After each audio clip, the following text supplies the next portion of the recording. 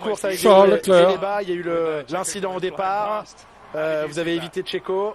Ouais, c'était très complexe. Checo était à l'intérieur. J'ai pas pris un très bon départ. Dès que j'ai relâché l'embrayage, j'ai eu du patinage. J'ai vu Checo sur la droite. Il y avait très peu de grippe à cet endroit-là, donc j'ai vu bloquer ses roues. On a évité le crash, heureusement pour tout le monde. On a pu tous sortir du premier virage sans dommage.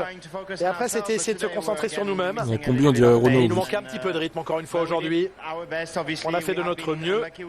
On a été on a été assez malchanceux avec la safety car, elle n'est pas apparue au bon moment. Mais bon, on a quand même bien géré les choses. C'est troisième et il faut s'en satisfaire. Vous terminez quelques secondes derrière Max Verstappen, 2 secondes 3, c'est pas si mal. Ça peut être une surprise d'une certaine manière.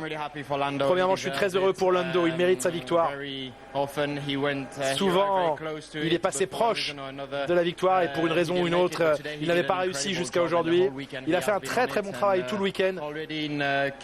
Déjà en Q2, il y a eu un tour où il a fait un truc vraiment génial. Je me suis dit, waouh, il est vraiment très bon là.